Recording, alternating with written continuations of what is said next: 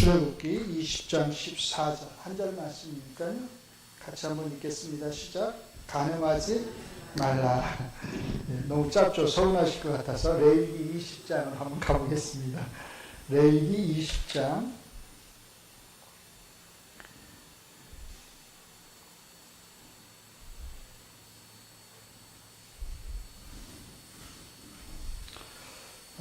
'제 성경책으로 구약성경 177면이네요. 177면 레위기 20장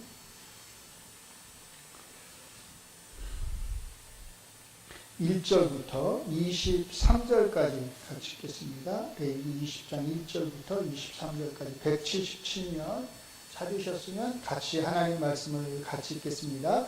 여호와께서 모세에게 말씀하여 이르시되 너는 이스라엘 자손에게 또 이르라. 그가 이스라엘 자손이든지 이스라엘에 거류하는 거류민이든지 그의 자식을 몰렉에게 주면 반드시 죽이되 그 지방 사람이 돌로 칠 것이요 나도 그 사람에게 진노하여 그를 그의 백성 중에서 끊으리니 이는 그가 그의 자식을 몰렉에게 주어서 내 성소를 더럽히고 내 성호를 욕되게 하였습니다. 그가 그의 자식을 몰렉에게 주는 것을 그 지방 사람이 못 본 채 하고 그를 죽이지 아니하면 내가 그 사람과 그의 건속에게 진노하여 그와 그를 반받아 몰렉을 음란하게 섬기는 모든 사람을 그들의 백성 중에서 끊으리라. 접신한 자와 박수무당을 음란하게 따르는 자에게는 내가 진노하여 그를 그의 백성 중에서 끊으리니 너희는 스스로 깨끗하게 하여 거룩할지어다. 나는 너희의 하나님 여호와이니라. 너희는 내 규례를 지켜 행하라. 나는 너희를 거룩하게 하는 여호와이니라. 만일 누구든지 자기의 아버지나 어머니를 저주하는 자는 반드시 죽일지니 그와 자기의 아버지나 어머니를 저주하였은즉 그의 피가 자기에게로 돌아가리라. 누구든지 남의 아내와 간음하는 자 곧 그의 이웃의 아내와 간음하는 자는 그 간부와 음부를 반드시 죽일지니라. 누구든지 그의 아버지의 아내와 동침하는 자는 그의 아버지의 하체를 범하였은즉 둘 다 반드시 죽일지니 그들의 피가 자기들에게로 돌아가리라. 누구든지 그의 며느리와 동침하거든 둘 다 반드시 죽일지니 그들이 가증한 일을 행하였음이라. 그들의 피가 자기들에게 돌아가리라. 누구든지 여인과 동침하든 남자와 동침하면 둘 다 가증한 일을 행함인즉 반드시 죽일지니 자기의 피가 자기에게로 돌아가리라. 누구든지 아내와 자기의 장모를 함께 데리고 살면 악행인즉 그와 그들을 함께 불사를지니 이는 너희 중에 악행이 없게 하려 함이니라. 남자가 짐승과 교합하면 반드시 죽이고 너희는 그 짐승도 죽일 것이며 여자가 짐승에게 가까이하여 교합을 하면 너는 여자와 짐승을 죽이되 그들을 반드시 죽일지니 그들의 피가 자기들에게로 돌아가리라. 누구든지 그의 자매 곧 그의 아버지의 딸이나 그의 어머니의 딸을 데려다가 그 여자의 하체를 보고 여자는 그 남자의 하체를 보면 부끄러운 일이라. 그들의 민족 앞에서 그들이 끊어질지니 그가 자기의 자매의 하체를 범하였은즉 그가 그의 죄를 담당하리라. 누구든지 월경 중에 여인과 동침하여 그의 하체를 범하면 남자는 그 여인의 근원을 드러냈고 여인은 자기의 피 근원을 드러내었음인즉 둘 다 백성 중에서 끊어지리라. 내 이모나 고모의 하체를 범하지 말지니 이는 살구치의 하체인즉 그들이 그들의 죄를 담당하리라. 누구든지 그의 숙모와 동침하면 그의 숙부의 하체를 범하니 그들은 그들의 죄를 담당하여 자식이 없이 죽으리라. 누구든지 그의 형제의 아내를 데리고 살면 더러운 일이라. 그가 그의 형제의 하체를 범하니 그들에게 자식이 없으리라. 너희는 나의 모든 규례와 법도를 지켜 행하라. 그리하여야 내가 너희를 인도하여 거주하게 하는 땅이 너희를 토하지 아니하리라. 너희는 내가 너희 앞에서 쫓아내는 족속의 풍속을 따르지 말라. 그들이 이 모든 일을 행함으로 내가 그들을 가증히 여기노라. 아멘. 오늘 지난주에 이어서 제7계명을 좀 한 번 더 보도록 하겠습니다. 간음하지 말라는 말씀인데요. 자, 프린트를 받으셨죠? 자, 73문을 제가 빠뜨렸는데 71문, 72문만 문답을 좀 같이 하도록 하겠습니다.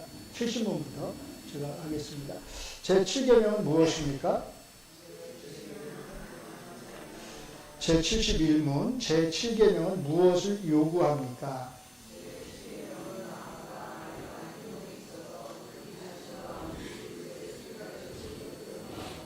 제72문, 제7계명이 금지하는 게 무엇입니까?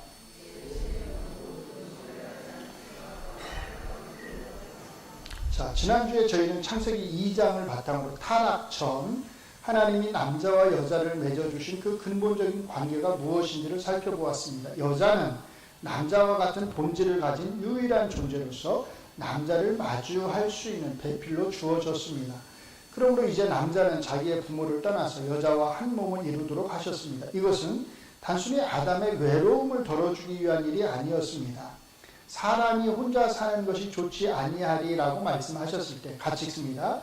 이것은 아담의 외로움을 향한 말씀이 아니라 하나님이 이 땅에 사람을 창조하신 그 목적에 맞지 않았다는 뜻이었습니다. 계속요. 남자는 여자와 함께하는 것을 통해서만 하나님의 창조 목적을 이루어갈 수 있었습니다. 그리고 그 창조 목적은 생육하고 번성하여 땅에 충만하라, 땅을 정복하라는 말씀 속에 나타나 있습니다. 이제 남자와 여자에게는 한 몸이 되어 이 창조 목적을 이루어 가야 할 뭐가요? 책임이 주어진 것입니다. 가정은 바로 이 창조 목적을 이루기 위해서 하나님이 허락하신 최초의 공동체이고 사실 제도입니다. 그러므로 가정은 하나님이 정하신 창조의 질서 안에서 생육하고 번성하라고 하신 그 창조 명령을 거역하는 행위라는데 그 심각성이 있습니다. 바로 이런 점에서 간음은 도덕적 의미를 넘어서, 도덕적 의미가 있지만 그것을 넘어서 어떤 의미요? 신학적 의미를 지니는 것입니다. 이렇게 저희는 지난주에 창조 목적의 관점에서 제7계명의 바탕이 되는 말씀을 살펴보았습니다.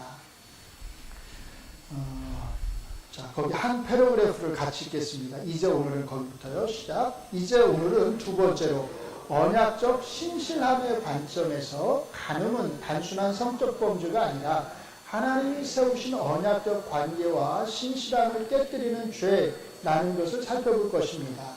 그리고 세 번째로 그리스도의 구속 사역으로 인한 회복의 관점에서 하나님의 임재 영역으로서 우리의 성전됨이 우리의 생각, 마음, 말, 행동에 절제와 분별을 요구하고 거룩을 향해 나가도록 한다는 것을 살펴보고자 합니다. 자, 뭘 우리가 공부하려는지 아시겠죠? 먼저 언약적 신실함의 관점에서 간음의 문제를 생각해 보도록 하겠습니다. 무엇보다 성경은 빈번하게 하나님과 자기 백성 사이의 언약 관계를 부부 관계의 언어로 묘사하고 그 언약이 파괴되는 것을 간음으로 표현합니다. 그래서 우상 숭배를 간음에 비유합니다. 그러므로 우리는 간음하지 말라는 제7계명을 대할 때마다 이것을 도덕 규범으로 대하기보다 항상 뭐의 관점에서요? 언약의 관점에서 보아야 합니다. 그래야 간음이 얼마나 심각한 죄인들을 바르게 알 수 있습니다. 레위기 20장의 말씀 저희가 아까 읽었죠. 자, 그 말씀은 바로 이 두 가지를 연결해서 보여주고 있습니다. 성경에서 언약은 단순한 계약보다 훨씬 깊은 의미를 가집니다. 계약은 조건과 의무를 중심으로 맺어질 수 있지만 성경의 언약은 인격적인 관계와 신실함을 포함합니다. 하나님은 이스라엘에게 율법 조항만 주신 것이 아니라 뭐라고요? 나는 너희 하나님이 되고 너희는 내 백성이 되리라는 관계 안으로 그들을 부르셨습니다. 하나님께서 먼저 사랑하시고 구원하시고 자기 백성으로 삼으신 것입니다. 마찬가지로 우리는 흔히 혼인은 남자와 여자 상호 간의 계약으로 묘사하지만 성경에 비추어 보면 오히려 언약에 가깝습니다. 그래서 성경은 이 하나님과 백성의 언약 관계를 설명할 때 자주 부부관계의 언어를 사용합니다. 하나님은 자기 백성을 사랑으로 취하신 남편처럼 묘사하고 이스라엘은 하나님께 속한 아내처럼 묘사됩니다. 이 말은 하나님이 실제로 인간의 혼인 관계와 같은 방식으로 존재하신다는 뜻이 아니라 부부관계가 하나님과 하나님 백성 사이의 언약적 신실함을 보여주는 가장 선명한 이미지라는 뜻입니다. 이렇게 하나님과 하나님 백성의 관계를, 그리고 남편과 아내의 관계를 동일하게 똑같이 하나의 주제로 묶어주는 것, 그게 뭐예요? 그것이 바로 언약적 신실함입니다. 레위기 20장의 구조는 우상숭배의 죄와 간음의 죄를 나란히 놓음으로써, 간음의 죄가 어떻게 우상숭배의 죄와 뭘로요? 신학적으로 연결되어 있는지를 보여줍니다. 같이 읽습니다. 레위기 20장 2절로 8절은 우상숭배의 죄를 다룹니다. 여기에서 음란하게라는 표현과 깨끗하게라는 표현이 나오는데, 이것은 부부의 순결과 관련된 것들입니다. 하나님은 몰렉을 따르는 행위나 접신한 자와 박수무당을 따르는 행위를 음란하게 행하는 것으로 말씀하십니다. 우상숭배는 단순히 잘못된 제사를 드리는 게 아니라 하나님을 버리고 다른 신을 따르는 음란한 배반, 영적 음행이라는 뜻입니다. 그래서 아까 우리가 읽었듯이 1절부터 8절까지 보시면 우상숭배를 말씀하세요. 근데 그 다음에 보면 이제 이 말씀에 이어서 이제 10절부터는 같이 읽어요. 남편과 아내 사이에 혼인관계를 벗어나서 벌어질 수 있는 다양한 성적 범죄들이 길게 다루어집니다. 남의 아내와 간음하는 일, 다양한 근친상간, 동성 간의 성행위, 심지어 짐승과의 성행위까지 죄된 인간이 행할 수 있는 갖가지 성적 죄를 열거합니다. 여기에서 우리는 하나님이 금하신 이런 다양한 성적 죄에 대한 요구가 앞에서 말씀하신 우상숭배를 금하시는 하나님의 요구와 동일한 같은 맥락 안에, 요구의 맥락 속에 있다는 것에 주목할 필요가 있습니다. 이게 왜 같이 연결되어 있겠느냐라는 거예요. 하나님은 갖가지 성적인 죄를 열거하시고 이렇게 말씀하셨습니다. 20장 22절을 같이 읽습니다. 시작. 너희는 나의 모든 규례와 법도를 지켜 행하라. 그리하여야 내가 너희를 인도하여 거주하게 하는 땅이 너희를 토하지 아니하리라. 그런데 그 앞에 우상숭배에 대해서 말씀하신 후에는 또 이렇게 말씀하셨어요. 20장 8절 같이 읽습니다. 너희는 내 규례를 지켜 행하라. 나는 너희를 거룩하게 하는 여호와이니라. 자, 둘 다 하나님의 규례 안에서 언약적 신실함이 지켜져야 하지만 하나님과의 관계에 있어서는 하나님이 이미 이스라엘 백성을 구원하심으로 그들을 거룩하게 하셨다고 하는 하나님의 주권적 행위가 강조됩니다. 반면에 놀라운 사실은 이스라엘 땅에서 행해지는 갖가지 성적인 죄는 그들이 그 땅에서 쫓겨날 수 있는 이유, 신학적 이유, 도덕적 이유, 신학적 이유가 된다고 말씀하십니다. 하나님께서는 간음의 문제를 부부간의 정결 문제만으로 보지 아니하시고 뭘로요? 하나님이 택하신 거룩한 땅으로서의 가나안 땅을 더럽히는 무거운 죄로 보신다는 뜻, 굉장히 심각하게 보신다는 거죠. 그러므로 이러한 간음의 죄를 행하는 자들에게는 죽음이나, 그러니까 둘 다 죽이라고 한다거나 민족에게서 끊어지는 형벌이 주어집니다. 우리는 죽음만을 큰 벌로 생각할지 모르지만 하나님과의 언약 관계에 비추어 생각하면 민족에게서 끊어진다고 하는 것은 어떤 의미예요? 언약 공동체 밖으로 내쫓기는 것이기에 영적 사형 선고를 받는 것이나 다름이 없습니다. 마찬가지로 간음과 성적인 죄도 단지 개인의 사생활 문제가 아닙니다. 하나님께서 부부를 한 몸으로 매이게 하셨고 하나님께서 자기 백성에게 거룩함을 요구하셨기 때문입니다. 하나님께 속한 백성은 자기 몸을 자기 욕망대로 사용할 수 없습니다. 몸도 성도 결혼 혼인도 하나님 앞에서 거룩하게 지켜야 할 영역입니다. 그러므로 레위기 20장의 구조는 우리에게 중요한 신학적 메시지를 줍니다. 하나님께 대한 언약적 배반은 우상 숭배로 나타나고 배우자에 대한 언약적 배반은 뭘로요? 간음으로 나타납니다. 둘은 서로 다른 영역의 죄처럼 보이지만 성경은 이 둘을 같은 언약 파기의 논리 안에서 설명합니다. 하나님께 신실하지 못한 백성은 결국 하나님이 세우신 관계, 부부 관계든 사실은 이제 사람 관계든 모든 관계가 사실 그렇죠. 관계 안에서도 신실하지 못하게 됩니다. 반대로 하나님 앞에서 거룩함을 아는 백성은 하나님께 속한 관계들도 거룩하게 지켜야 합니다. 이제 이것을 소요리 문답에 비추어 잠시 생각해 보면 소요리 문답은 크게 두 가지 관점에서 접근합니다. 첫째는 같이 읽습니다. 범위의 확장입니다. 뭐라고 말해요? 마음과 말과 행동에 있어서 순결을 지키라고 말합니다.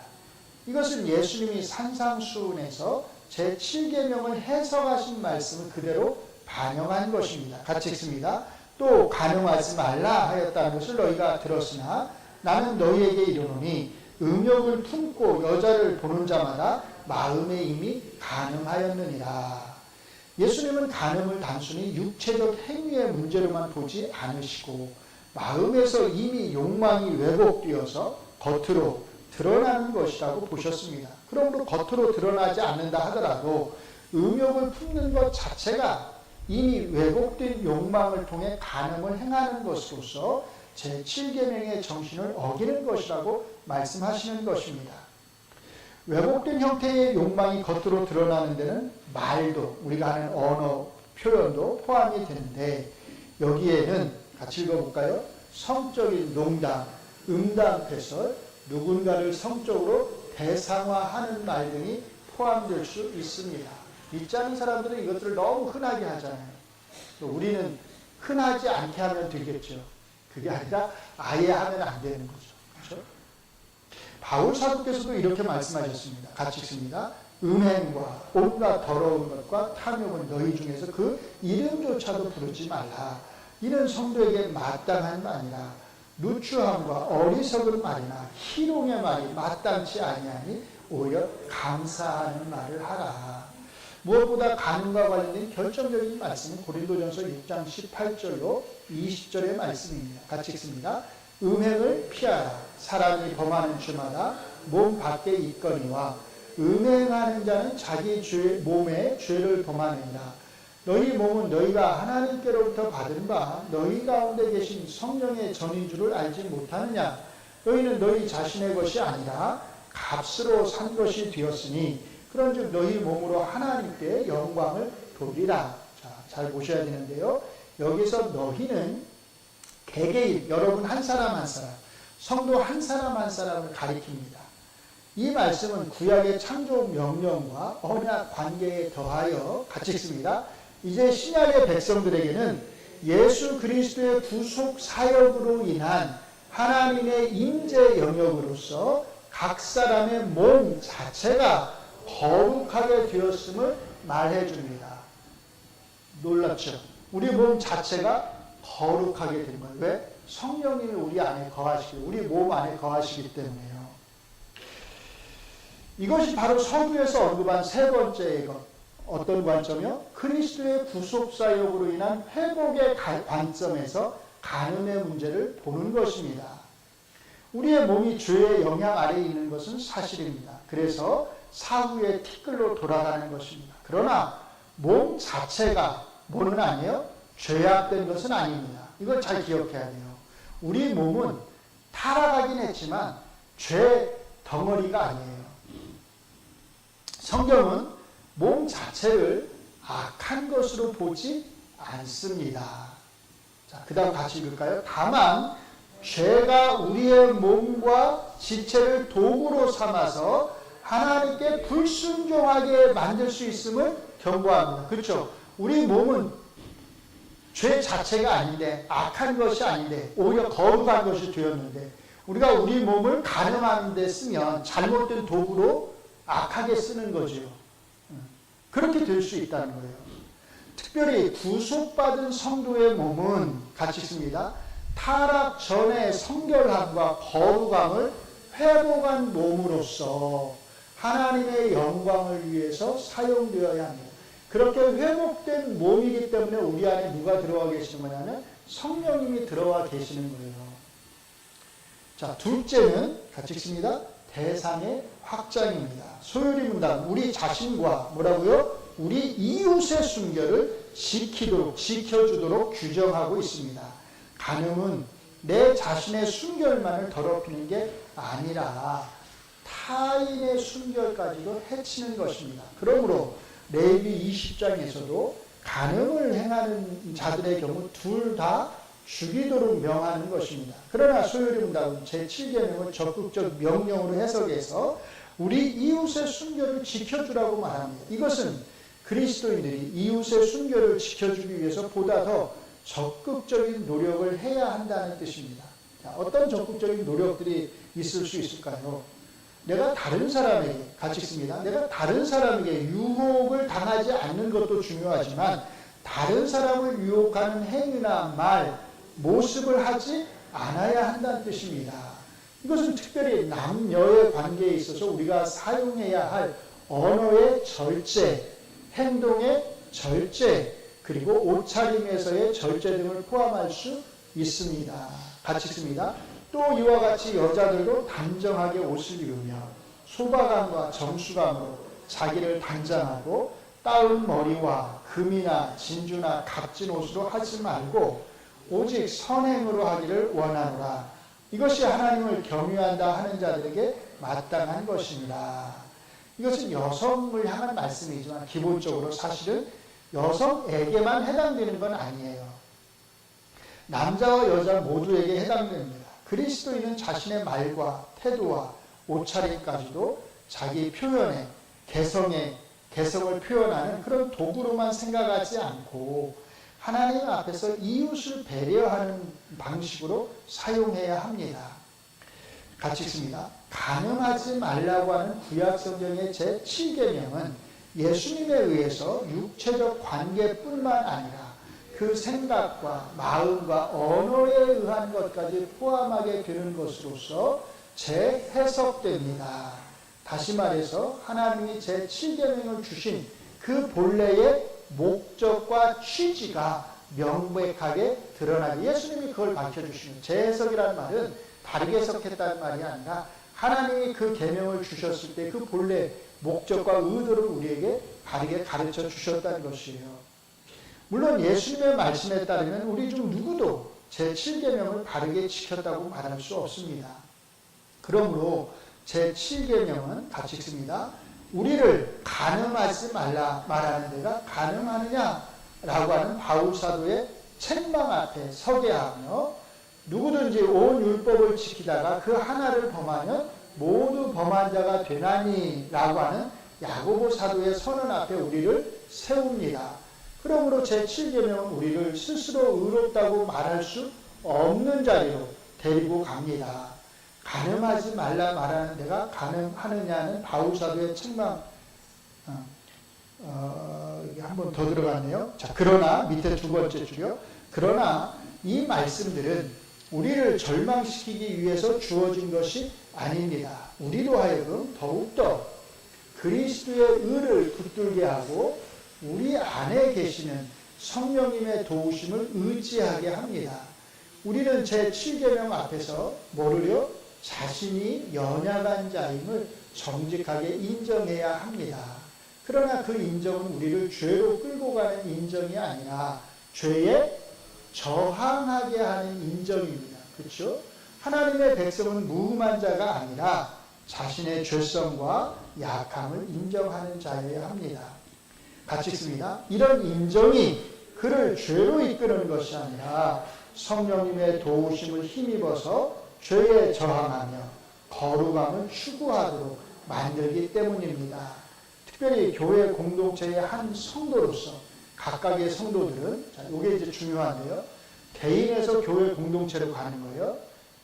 각각의 성도들은 자신의 거룩함이, 같이 읽습니다.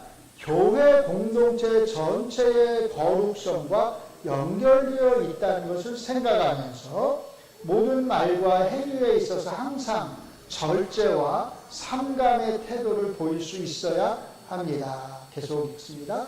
너희는 너희가 하나님의 성전인 것과 하나님의 성령이 너희 안에 계시는 것을 알지 못하느냐. 누구든지 하나님의 성전을 더럽히면 하나님이 그 사람을 멸하시리라. 하나님의 성전은 거룩하니 너희도 그러하니라. 아멘.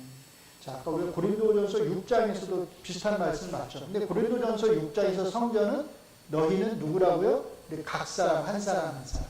그런데 여기 고린도전서 3장에서 자, 여기서 너희는 교회 공동체를 가리킵니다. 차이가 있어요.